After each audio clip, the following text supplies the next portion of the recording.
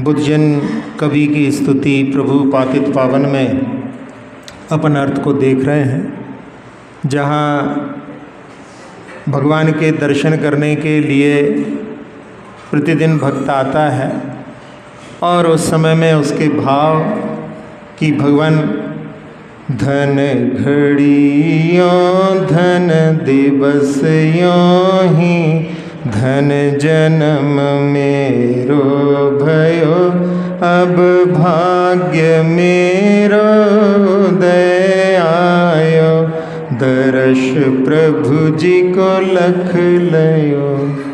जितनी आनंद की अनुभूति प्रतिदिन अपने लिए दर्शन करते हुए होनी चाहिए वैसी नहीं हो पाती, क्योंकि अपन जो और कार्य करते हैं उसी प्रकार से रूटीन मान करके ये कार्य भी करते हैं।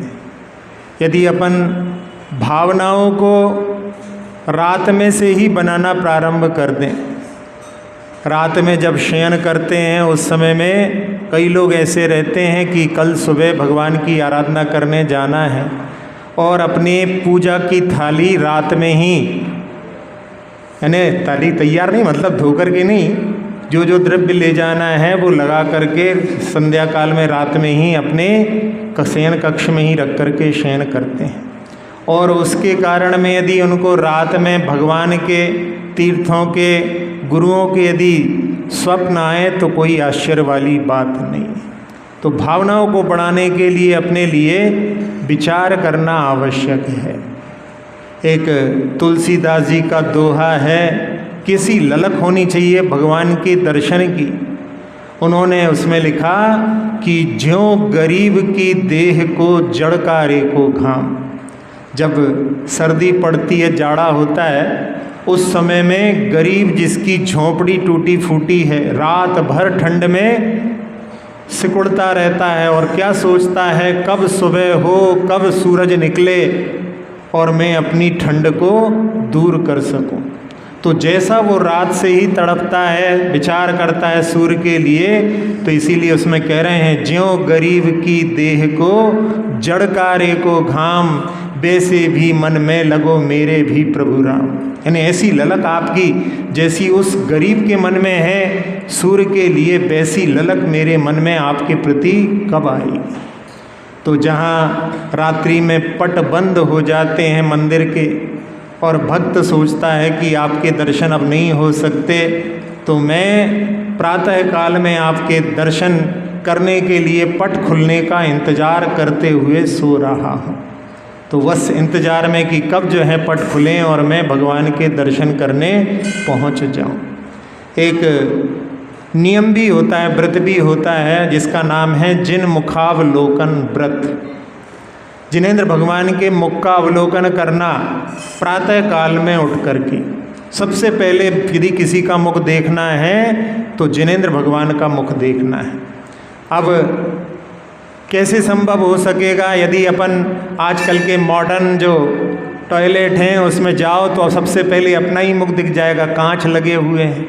तो उसके लिए जहाँ मंदिर के आसपास जो लोग रहते हैं वो लोग बिना स्नान किए जैसे ही अपने शयन कक्ष से निकले, किसी को नहीं देखना है, नीचे ज़मीन देखते हुए आते हैं और द्वार जैसे आपके यहाँ से बाहर से खड़े होकर के ही सामने वाली जो है वेदी में चंद्रप्र भगवान के दर्शन हो जाते हैं। तो ऐसे बिना स्नान किए बाहर से ही भगवान के दर्शन करके, वो जिन मुखावलोकन व्रत सबसे पहले यदि देखेंगे तो भगवान का मुख देखेंगे।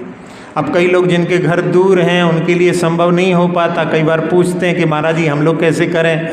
तो हमने कहा कि आप लोगों के घर दूर हैं तो उस समय में, जिस समय में आप लोग तीर्थ यात्रा पर जाते हो और जहाँ मंदिर के आसपास ही रात में शयन करना होता है, तब आपको मन में कि अपने यहाँ मंदिर दूर है इसलिए उसका पालन वहाँ पर भी कर सकते हैं।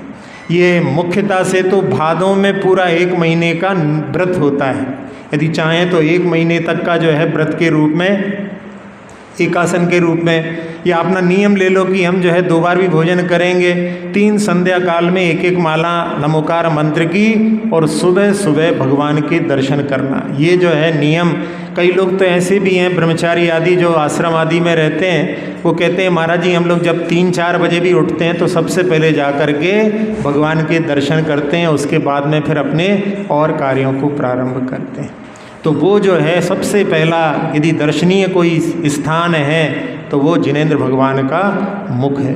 तो ऐसी लख जो है अपने मन में, जहाँ प्रतिदिन अपन उसके बारे में विचार करते हुए, मंदिर भी आते समय रास्ते में विचार करना चाहिए कि यहाँ पर संसार में बहुत सारे लोग ऐसे हैं जिनके शरीर में इतनी शक्ति नहीं है कि वो जिनालय तक आ सकें, पड़े रहते हैं घर में बेचारे, वृद्ध हो जाते हैं, कई बार जो है कहीं एक्सीडेंट में कुछ बीमारी के कारण में चल नहीं पाते, तो उनको दर्शन दुर्लभ हो जाते हैं।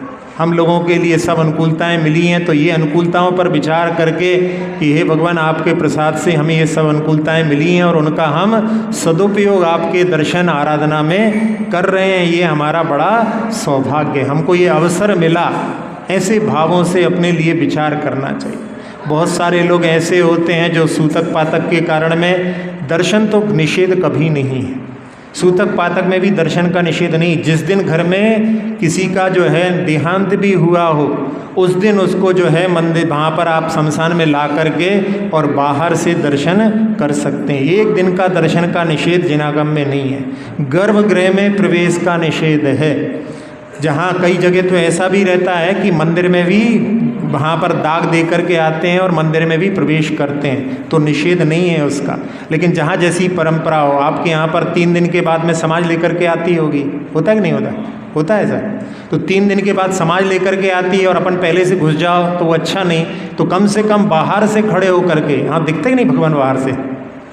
बाहर से नहीं दिखते, यहाँ पे सीढ़ियों से, अच्छा उसमें ऊपर लगे हुए हैं, हाँ वो दिख जाते हैं तो बात नहीं। लेकिन यदि यहाँ पर भी मंदिर के सामने से, यहाँ से मेरे हिसाब से यहाँ से दिखाई देते होंगे ये वाले सीढ़ी पे से, नहीं दिखते हैं? हाँ इस गेट से देखने में क्या बात है, इस गेट तक आने में कोई बाधा नहीं है। इस गेट तक तो आपके यहाँ पर जो है कोई भी, बल्कि आपके यहाँ जो राजनेता वगैरह हैं तो आप तो उनको अंदर तक ले आओगे, तो वहाँ तक जो है अपने गमी में भी सूतक पातक में वहाँ पर खड़े होकर के दर्शन करने का निषेध नहीं है। बल्कि आपके यहाँ तो अच्छा जो स्थान बना हुआ है उस समय में अपने को भाव पूजा करना चाहिए। कई बार लोग जो है कहते हैं हम तो भाव पूजा कर लेते हैं। अरे भाव पूजा केवल सूतक पातक के लिए बताई है। जिस समय में आपको द्रव्य से पूजा नहीं करना है उस समय में भाव पूजा करने के लिए, तो उस समय में यहाँ पर मंदिर में पूजा हो रही हो तो यदि कई लोगों को याद नहीं हो तो वहाँ पर बैठ करके उनके साथ साथ में वहाँ भावों से जो है भाव पूजा कर सकते हैं। तो ऐसे भावों से जहाँ पर अपन देख रहे हैं कि कुछ लोग सूतक पातक के कारण में आराधना नहीं कर पाते, कोई लोग ऐसे भी रहते हैं कि जिनके लिए मंदिर उपलब्ध नहीं होता, ऐसी जगह पर इनका निवास है जहाँ से मंदिर बहुत दूर है, वो लोग भी मंदिर की आराधना दर्शन प्रतिदिन नहीं कर पाते। अपन लोगों के लिए सब कुछ बड़ी अनुकूलता से मिल गया है, इसलिए भी इसका माहात्म्य समझ में नहीं आता। जब कोई चीज़ दुर्लभता से मिलती है तब उसका जो है मूल्य रहता है। मुनि श्री प्रमाण सागर जी महाराज आप लोग जानते हैं कहाँ के हैं? हजारीबाग के हैं, और हजारीबाग से मधुबन बहुत पास में है। हर वर्ष वो मधुबन जाते थे लेकिन पहाड़ पर कभी नहीं चढ़ते थे। मधुबन भी काहे के लिए जाते थे? बचपन में चाट पकौड़ी खाने के लिए। ऊपर पहाड़ पर नहीं चलते थे, अरे अपने ही क्षेत्र ऐसा करके उसका कुछ महात्म्य नहीं था। और जब बाद में दीक्षित होकर के 1000 किलोमीटर चल करके जब दर्शन करने गए और बाद में जब पहाड़ पर चढ़ करके जो उन्होंने दर्शन का आनंद लिया उसको वो शब्दों में भी बयान नहीं कर सकते। तो दुर्लभता से जब कोई चीज़ मिलती है तो उसकी कीमत होती है, अपने को सहज उपलब्ध हो गए हैं। तो जिनको दुर्लभता से मिलते हैं उनके बारे में विचार करो तो अपने लिए भी, अपने भाग्य पर कि अपना सौभाग्य है कि अपने लिए जहाँ प्रतिदिन जो है आराधना करने के लिए, दर्शन करने के लिए मिल रहे हैं। विचार करो उन श्रीपाल के बारे में जो समुद्र में यात्रा कर रहे हैं और बाद में एक द्वीप पर पहुँचे हैं जहाँ पर पता पड़ता है कि जिनालय के द्वार बंद हैं। जहाँ सोचा था कि चलो आज जिनालय में जाकर के आराधना करेंगे, लेकिन वहाँ पर देखते हैं तो पट लगे हुए हैं। और सुनते हैं कि इसका भी कुछ फल है, लेकिन उस पर नहीं, उनको तो केवल भगवान के दर्शन की जो है मुख्यता से दर्शन करने की भावना से वो आगे बढ़ते हैं। और जब उन्होंने उस द्वार को, जो कि बहुत वर्षों से बंद है, खोला होगा, और जिस समय में भगवान की मुख की ओर प्रथम दृष्टि गई होगी, कितना आह्लाद उनके पूरे तन मन में हुआ होगा, अपन उसका जो है अनुमान नहीं लगा सकते। जहाँ एक मनोवती कथा, मनोवती की भी कथा आती है, गजमोती चढ़ा करके जो भगवान के दर्शन करके आराधना करके मैं भोजन करूँगी, ऐसा उसने संकल्प लिया था। 7 दिन हो गए थे और मंदिर का कोई पता नहीं, गजमोती का पता नहीं, उपवास के साथ में। और मातृशक्ति में इतनी शक्ति होती है कि जहाँ पर घर के सब लोगों को भोजन करा करके भी 8-8 10 दिन के उपवास कर लेती हैं, वहाँ पर जो है पति के लिए भोजन करा करके व्यापार के लिए भेज देती, लेकिन चेहरे पर सिकन नहीं कि इतने दिन हो गए हमारे लिए दर्शन के माध्यम से जहाँ हमारे लिए भोजन की प्राप्ति होगी वो नहीं हो पा रहा है। और जहाँ सौधर्मेंद्र की सभा में चर्चा चलती है और उस समय में सौधर्मेंद्र कहते हैं कि देखो, एक वो नारी 7 दिन के उपवास हो गए हैं, दर्शन के लिए कोई साधन नहीं है और गजमोती का उसका चढ़ाने का नियम है। एक देव के मन में कौतुक होता है कि नहीं, मैं जा कर के वो कार्य संपन्न करूँगा, तो वो उनके दर्शन कराता है। तो 8 दिन के बाद में, 8 उपवास के बाद में उसके लिए जब वो दर्शन की उपलब्धि हुई होगी तो उसका भी अपन शब्दों में बयान नहीं कर सकते। तो ये दुर्लभता से जहाँ दर्शन होते हैं उसका एक अलग महात्म्य होता है। जहाँ जिसके मन में संकल्प होता है, कई बार ऐसे जहाँ पर इसमें जो है 7-8 दिन के बाद में कई बार लोग कहते हैं कि ऐसे कथानक जो है केवल आगम पुराणों में मिलते हैं, ऐसी घटनाएं जीवन में जीवंत नहीं घटती। लेकिन अपन देखो तो ऐसी घटनाएं भी आपको देखने के लिए मिल जाएंगी। बहुत पहले की बात है, जहाँ ये घटना घटी वहाँ पर नई वधू आई थी और उसका संकल्प था कि मैं जिनालय के दर्शन करके भोजन करूंगी, लेकिन ऐसी जगह विवाह कर दिया जहाँ पर जिनालय नहीं। और वो 3 दिन निकल गए, सब लोग उससे भोजन के लिए बोल रहे हैं, वो कह रही है मैं तो दर्शन के बिना भोजन नहीं करती हूँ। और सब लोग परेशान, इस गांव में तो मंदिर है ही नहीं है। और देखा एक व्यक्ति बैलगाड़ी में जिनेंद्र भगवान की प्रतिमा कहीं उसको जंगल में मिल गई और वो जैनियों के लिए कह रहा था कि भैया कोई लोग इसको ले लो, न्यौछावर दे करके इस प्रतिमा को अपने यहाँ पर पधरा लो। तो उस नई बहू की पेटी से 11 रुपए निकाल करके और दिए गए और उस प्रतिमा को वहाँ पर पधराया गया। 3 दिन के बाद में उसकी पारणा हुई। ऐसे जो हैं, एक जहाँ पर भी थोड़े दिनों पहले चर्चा में आया था कि एक लड़की का विवाह जहाँ पर हुआ वहाँ पर मंदिर नहीं था। अब वो उस लड़की को जो है विवाह तय कर दिया परिवार वालों ने, और वो बनी मन में सोच रही कि मैं वहाँ पर कैसे रहूँगी, मेरा तो नियम है ऐसा करके। और उन्होंने अपने घर को बनाने के लिए, ससुराल वालों ने अपने घर को बनाने के लिए खुदाई की, तो उसमें प्रतिमा निकल आई और वहाँ पर मंदिर बन गए। तो ऐसी जहाँ पर भावना होती है दृढ़, उसके माध्यम से उसकी पूर्ति होती है। रामटेक के जो जिनालय हैं, वो जिनालय पहले जंगलों में, झाड़ियों में दबे हुए थे, उपलब्ध नहीं थे, लोगों को मालूम नहीं था। एक वर्धमान साहु जी थे, भोसले राजा के उनके संबंध थे, और वो रामटेक के ऊपर जहाँ पर हिंदुओं का मंदिर है, वैष्णवों का मंदिर है, वहाँ पर राजा के साथ आए थे। और राजा ने जब भोजन के लिए उनसे कहा तो उन्होंने कहा आज तो हम दर्शन करके नहीं आए हैं, हम दर्शन के बिना भोजन करेंगे नहीं। तो उन्होंने कहा कामठी एक बीच में पड़ता है, वहाँ पर जिनालय हैं, हाथी पर बैठ करके चले जाओ। वो थोड़ी दूर चलने के बाद में सोचते हैं कि यहाँ इतना जो है जंगल है, यहाँ पर कहीं ना कहीं तो दर्शन होना चाहिए। पहले के समय में जो है राजाओं ने, बड़े बड़े सृष्टियों ने बहुत मंदिर बनवाए हैं, और उन्होंने कोशिश की तो उनको वहाँ झाड़ियों के बीच में जिनालय मिल गए, और उसके बाद में फिर सब लोगों के लिए वो उपलब्ध हो गए। तो ऐसी जहाँ ललक होती है, तो जहाँ जिनके संकल्प होते हैं उनके लिए उसकी उपलब्धि हो जाती है। एक बड़े पंडित जी कहलाते हैं जगन मोहन लाल जी, जो कटनी के बड़े पंडित जी थे।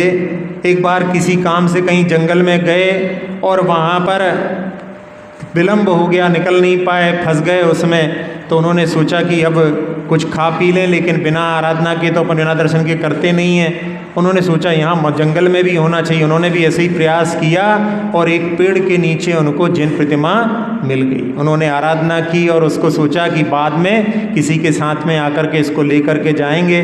जब वो बाद में कुछ दिनों के बाद में आए तो वो प्रतिमा वहाँ पर उनको उपलब्ध नहीं हुई। तो संकल्प के माध्यम से ऐसी जो है उपलब्धि हो जाती है। तो अपने लिए जब अपन जिनालय के लिए आते हैं तो रास्ते में अपने लिए इसी प्रकार का कि बहुत सारे लोग ऐसे हैं जिनको मंदिर की उपलब्धि नहीं हो पाती, हमको सहज उपलब्धि हो गई है, तो ये हमारा बड़ा सौभाग्य है।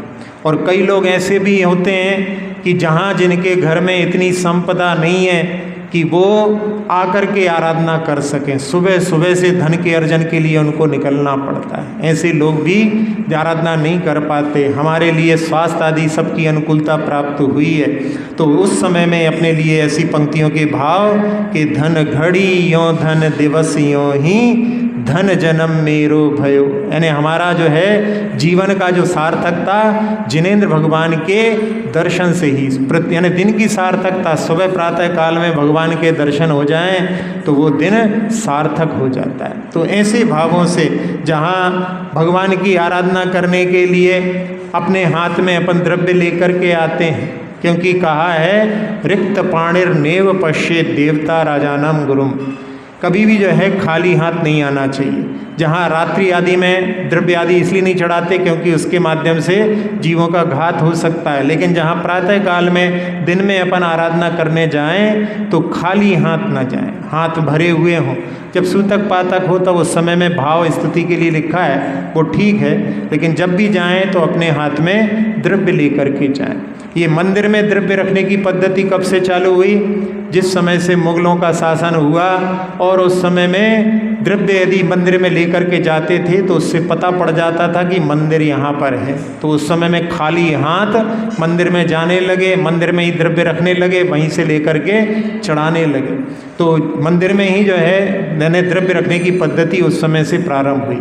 लेकिन अभी भी कई जगह जो है जहाँ पर इस प्रकार का वो आतंक नहीं रहा, वो अभी भी घर से जो है द्रव्य लेकर के घर में ही अपने जिनके कुएं हैं वहाँ पर घर में ही द्रव्य को धो करके और पानी आदि लेकर के जा करके जिनालय में आराधना करने वाले भी लोग होते हैं। तो इस प्रकार से अपने लिए जहाँ अपन भगवान की आराधना करने के लिए प्रतिदिन प्रातः काल में आते हैं, अपनी भावनाओं को अपने को परिष्कृत यदि करें तो अब उसके माध्यम से अपन बहुत ऊंचाइयों को प्राप्त कर सकते हैं। वरना तो रोज रोज रूटीन जैसा काम होता है तो उसमें रूटीन में फिर वो जो है भावनाएं धीरे धीरे पतित हो जाती हैं। बल्कि कई बार जो है जहाँ पर जो मंदिर में जिनके माध्यम से अपने लिए पुण्य का अर्जन करना है वो पुण्य का अर्जन ना हो करके अपन पाप का अर्जन भी कषायों के भावों से कर लेते हैं। जैसे होता है कई बार जहाँ पर अपन बैठ कर के आराधना करते हैं, अब अपना जो है अपन उस पर अधिकार समझने लगते हैं कि यहाँ पर हम बैठ कर के आराधना करते हैं, कोई दूसरा आकर के बैठ जाए तो उससे कहते हैं चलो हटो यहाँ से, यहाँ पर हम बैठते हैं। तो अपन ने मंदिर पर भी अधिकार कर लिया। होता है कि नहीं होता है ऐसा? तो ये जो है अपनी कलुषता की भावना है। ये दृश्य हमें एक बार जो है देखने के लिए मिला। एक जगह हमारा चतुर्मास हो रहा था, बरसात का समय था, हम शाम को जो है सामायिक करते थे छत के ऊपर, और सामने एक मोबाइल का टावर था। तो उस टावर पर एक मयूर आकर के रोज बैठता था। अब एक दिन ऐसा हुआ वो मयूर की जगह पर कोई दूसरा मयूर आकर के बैठ गया, और बाद में फिर जो रोज बैठता था वो आया तो उसने उसको वहाँ से हटाया कि चलो हटो ये हमारी जगह है। तो वो हट गया वहाँ से, लेकिन वो देख करके हमको समझ में आया कि ये दृश्य तो जो है मंदिरों में भी कई बार देखने में आ जाता है। और जहाँ कई दिनों तक वो मयूर, जब बरसात बंद हो गई थी तो उस समय में कम से कम 15-20 दिन से वो मयूर टावर पर नहीं आ रहा था। लेकिन वो प्रसंग जिस दिन हमने जब वहाँ पर कहा तो उस दिन शाम को वो 20-25 दिन बाद में फिर से आ गया। मतलब उनके पास में भी टेलीपैथी संप्रेषण के माध्यम से जो है भाव प्रेषित हो जाते हैं। तो उस दिन वो दिखाने के लिए कि हाँ हम ही हैं वो उस पर जो है उपस्थित हो गया। तो ये जो है बात केवल यहाँ कहने की ये है कि अपन जिनके माध्यम से अपने पापों की निर्जरा के लिए साधन अपन जोड़ रहे हैं, और वहाँ पर आकर के भी अपन कषाय की कलुषता के कारण में जहाँ अपन पाप का अर्जन कर लेते हैं। तो इसलिए अपने लिए ऐसा भी नहीं बंधना चाहिए, नहीं हमको तो इसी वेदी पर आनंद आता है, ऐसा भी नहीं। अपने लिए जो है चेंज, परिवर्तन करते रहो। यदि अपन एक ही एक काम करते रहेंगे रूटीन जैसा हो जाएगा। इसलिए अलग अलग वेदी पर भी अपने को आराधना, बल्कि अलग अलग जिनालयों में भी जा कर के, यहाँ पर नहीं है, नहीं तो कई जगह जो है जहाँ पर बहुत सारे जिनालय होते हैं, अलग अलग जिनालयों में जा कर के भी अपने को आराधना, क्योंकि उससे अपूर्व भाव अपने उसके माध्यम से हो सकते हैं। जिस जिनालय में अपन प्रतिदिन दर्शन करते हैं वो वहाँ पर अपूर्व नहीं कहलाता। जिस प्रतिमा के 6 महीने हो जाते हैं, 6 महीने तक अपन ने दर्शन नहीं किए हैं, यदि अपन उस प्रतिमा के दर्शन करते हैं तो वो अपूर्व जिनबिंब बन जाता है, यानी अपन ने उसके दर्शन नहीं किए, 6 महीने तक ही जो है संस्कार बना रह सकता, उसके बाद में वो विस्मृत को प्राप्त हो जाता है, यानी वो भाव नहीं रहेगा जो सतत बना रहता है। तो इसलिए अपने लिए अपने भावों की जो है विशुद्धि को बनाने के लिए परिवर्तन आवश्यक है। जहाँ आराधना करने के लिए अपन द्रव्य का आलंबन लेते हैं और जितना अच्छा द्रव्य होता है उतने अच्छे अपने भाव लगते हैं द्रव्य के ऊपर। जहाँ आप चढ़ाते चढ़ाते जो लिया है बादाम, उसको हिला करके भी कई लोग देखते हैं, और यदि उसमें आवाज़ नहीं आती, खाली है, तो उस समय में मन भी खाली हो जाता है। तो द्रव्य का जो है आलंबन बहुत अच्छा है। अब यहाँ क्या व्यवस्था है मालूम नहीं। एक जगह हमने बताया था कल, वहाँ पर जहाँ पर जो छत्र आदि चोरी हो गए थे, वहाँ पर वो जो है चोर छोड़ करके चला गया, उसको जो है रात में नींद हराम हो गई, उसने वहाँ पर 2-3 दिन बाद जो है एक गड्ढे में मंदिर के पास ही उनको छोड़ करके चला गया और उसने क्षमा मांगी। तो वहाँ पर जो है उसके लिए मतलब ऐसा कुछ अतिशय का भाव जिसके माध्यम से उसको परेशानी हुई और उसने अपने पाप से जो है मुक्ति प्राप्त कर ली। तो उस जिनालय में हम जब गए थे एक बार, तो वहाँ पर देखा हमने आहार के समय में बहुत बड़ी थाली में जो है द्रव्य लगी हुई थी। तो हमने पूछा कोई विधान हो रहा है क्या? कहले नहीं महाराज जी, हमारे यहाँ रोज़ जो है ऐसे ही द्रव्य से पूजा करते हैं। तो हमने पूछा, छोटी समाज थी 10, 12, 15 घर की, तो हमने पूछा आपके यहाँ क्या व्यवस्था है? तो उन्होंने कहा महाराज जी हमारे यहाँ जब पर्यूषण होता है उस समय में सारे घरों से द्रव्य आती है और सबके घर में हम लोग जाते हैं, यानी एक एक के घर में जाते हैं, वो द्रव्य वहाँ पर अपने घर में सजा करके रखता है और उस समय में कोई टोक नहीं दे कि ये कम है। इसलिए हम सब लोग बहुत अच्छी द्रव्य तैयार करके रखते हैं और इतनी द्रव्य हो जाती है कि वो साल भर में हमारे यहाँ प्रतिदिन विधान जैसी द्रव्य से हम आराधना करते हैं। तो लोगों के जो है जहाँ अपन द्रव्य का आलम्बन लेते हैं, क्योंकि श्रेष्ठी जो होते हैं द्रव्य वाले होते हैं, तो वो जो है द्रव्य के आलम्बन से जो है द्रव्य पूजा करते हैं। जहाँ पर साधुओं के लिए आलम्बन के लिए कोई द्रव्य नहीं होता तो उनको भाव पूजा का कहा है। या उनके लिए भी देखा जाए तो जहाँ आगम में ऐसा भी वर्णन है कि जब जो साधु वंदना करते हैं, आराधना करते हैं, अपने हाथों को जोड़ते हैं, अपने सिर को झुकाते हैं, तो वो भी उनकी द्रव्य पूजा कही गई है। मंदिर के जो भाव हैं उनको भाव पूजा कहा है। जहाँ पर आचार्य श्री ने वासु पूज्य भगवान की स्तुति में लिखा कि वसु विधि मंगल द्रव्य ले जिन पूजो सागार, यानी 8 प्रकार की द्रव्य को लेकर के सागार जो घर में रहता है वो भगवान की आराधना करता है। और बिना द्रव्य शुचि भाव से जिन पूजो मुनि लोग, यानी मुनियों के लिए कहा कि बिना द्रव्य के अच्छे पवित्र भावों से जिन्हें भगवान की आराधना करना चाहिए। तो 8 द्रव्य का आलम्बन लेकर के आराधना की पद्धति कोई अर्वाचीन नहीं है। कई बार लोगों ने कहते हैं कि भाई ये पूजा की पद्धति तो अभी अभी चालू हुई है, ऐसा नहीं है, बल्कि अपने को बड़ा गौरव होना चाहिए इस बात का कि पूजा की पद्धति पूरे संसार को यदि किसी ने दिया है तो जिनेंद्र भगवान के शासन ने प्रदान किया है। एक जो दयानंद सरस्वती हुए हैं, उन्होंने अपना एक ग्रंथ लिखा, उसमें लिखा कि जिनेंद्र भगवान की मूर्ति की पूजा की पद्धति जैन धर्म से हमारे वैष्णव धर्म में उसमें आई है। पहले हमारे यहाँ पूजा नहीं होती थी, हमारे यहाँ केवल हवन होते थे। ये पूजे जिनेंद्र मूर्ति की पूजा और पूजा की पद्धति ये जैन दर्शन से हमारे यहाँ आई है। और उन्होंने उसमें लिखा कि सबसे प्राचीन मूर्ति का, उन्होंने उनके हिसाब से कि सबसे प्राचीन मूर्ति गिरनार के पर्वत पर जो मूर्ति है उसकी आराधना का उन्होंने वर्णन लिखा। मतलब उन्होंने भी उसमें स्वीकार किया कि वो पर्वत जैनों का है।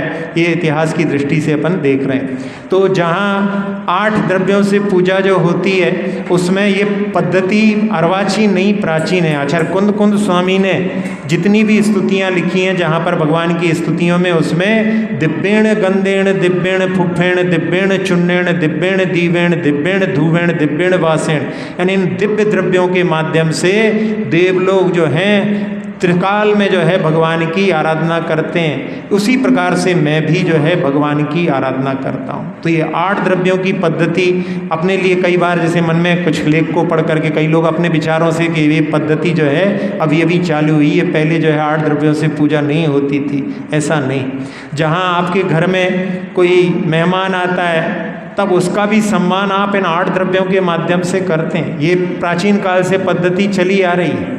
जब आपके यहाँ पर दूल्हा आता है शादी करने के लिए, जो आपके यहाँ विवाह करने के लिए आया है, आप उसका भी सम्मान इन 8 द्रव्यों के माध्यम से करते हैं।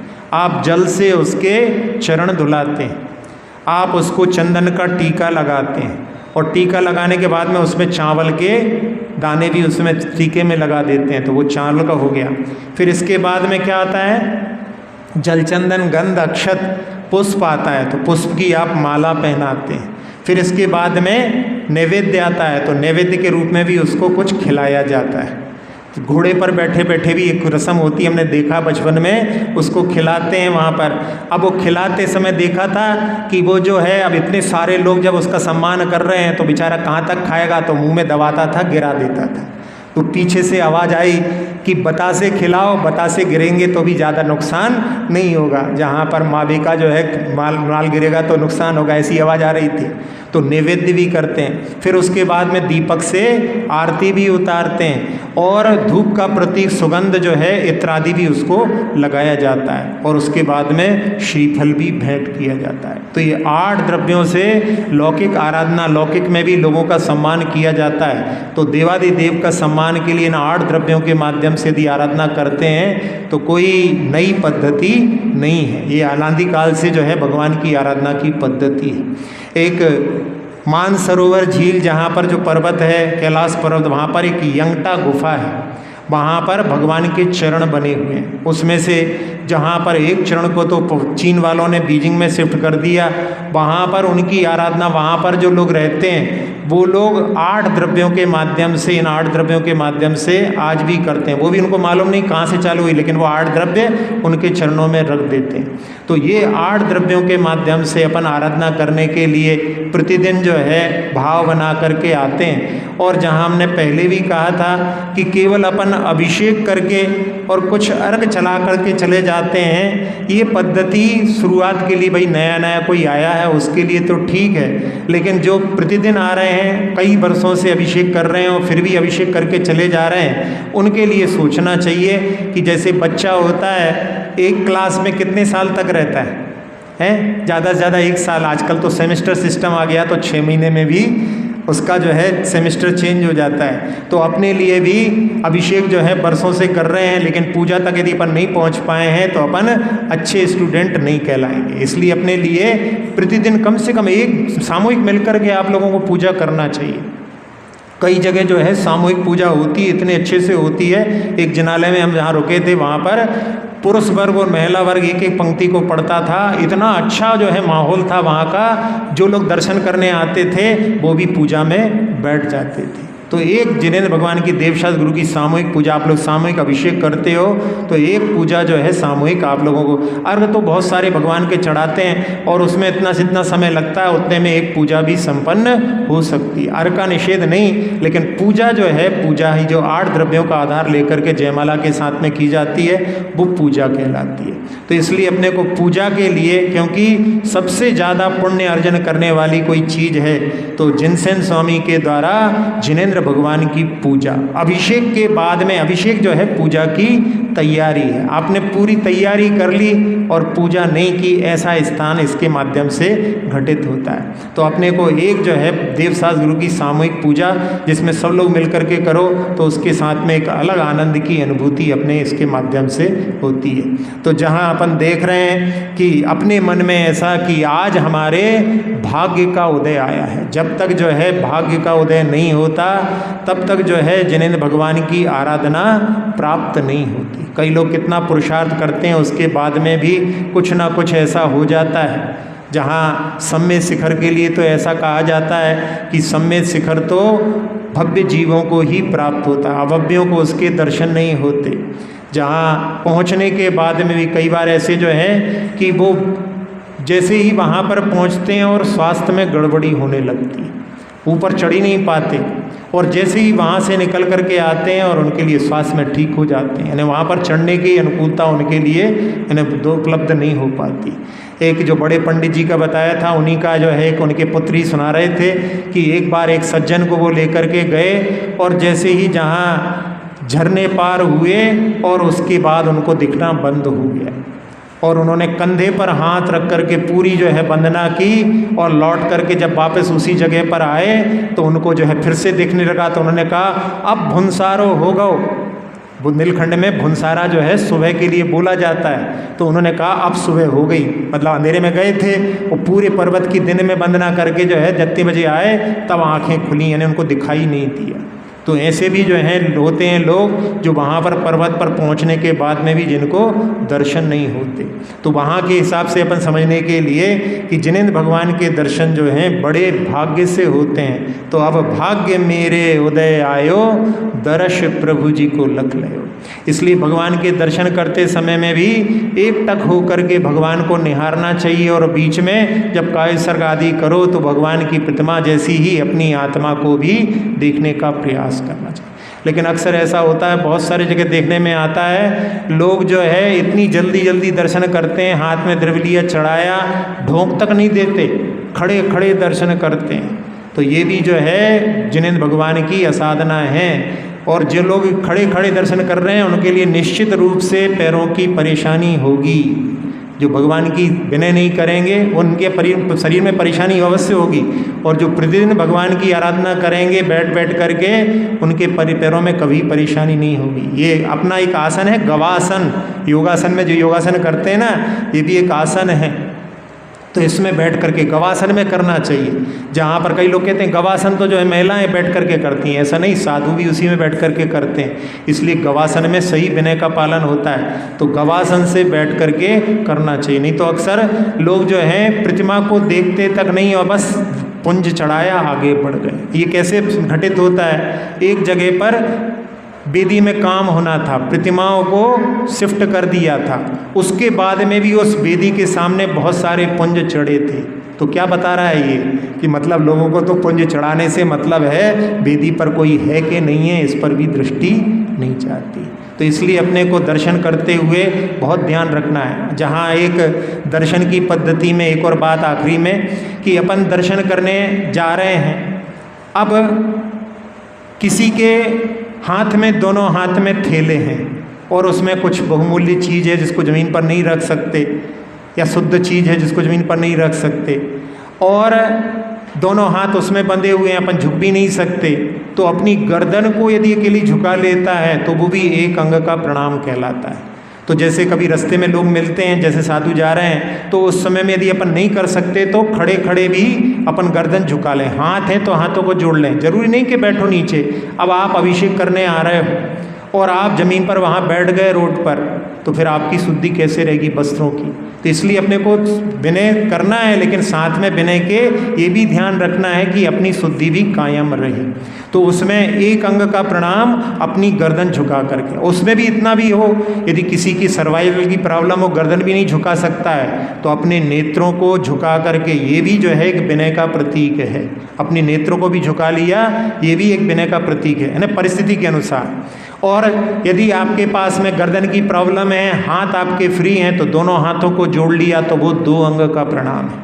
फिर आपने गर्दन को भी साथ में झुका लिया तो 3 अंग का प्रणाम है। और भगवान के सामने जहाँ पर गवासन में बैठते हैं तो दोनों घुटने भी नीचे लग जाते हैं, तो वो 5 अंग का प्रणाम कहलाता है। एक अष्टांग भी बोलते हैं, उसमें पूरा लेट जाते हैं लेकिन फिर भी पीठ और नितंब उससे टच नहीं होते, तो कई लोग लोट लगाते हैं, तो वो जो है समीचीन जैसा नहीं लगता।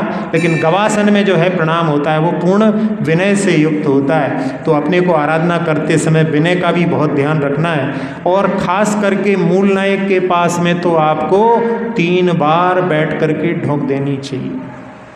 मूल नायक भगवान की वेदी के सामने आकर के परिक्रमा करके यदि करते हैं तो उसके बाद दूसरी बार फिर खड़े होकर के द्रव्य चढ़ा करके फिर जो है तीसरी बार कायोत्सर्ग आदि करते हुए। इसलिए मूल नायक भगवान के सामने आप साधु को देखना, कभी भी कोई बंदा करते हैं, एक भगवान की बंदा करते हैं, वो 3 बार, तीनों बार जो है 3-3 बार बैठ करके ढोक देते हैं। तो अपने लिए जहाँ पर ये पद्धति का जो है कमी आ गई है, कम से कम मूल नायक भगवान के सामने 3 बार और हर वेदी के सामने, जिसकी परेशानी हो बात अलग है, बाकी जो है अपने लिए अच्छे विनय से बैठ करके गवासन के साथ में प्रणाम करने का प्रयास करना चाहिए। अक्षर पद मात्रा से दूषित वचन अगर ममहीन रहे और प्रमाद कषाय के वश में सम्यक अर्थ विलीन किए, जिन वाणी माता मेरी उन सब त्रुटियों को क्षमा करें, दें आशीष शीघ्र हम सबको केवल लब्धि रमा मिले, प्राप्त हमें हो बोधि समाधि परिणामों की शुद्धि हो, निज आत्म उपलब्ध हमें हो, शाश्वत सुख की सिद्धि हो। चिंतित वस्तु दात्री माता चिंतामणि उपमा भाती, करूं वंदना पूर्ण विनय से चरण रखूं मैं ये पाती, कर जिन वाणी स्तुति तन की ममता टा, महामंत्र का जाप अब सभी जपें नभ बार।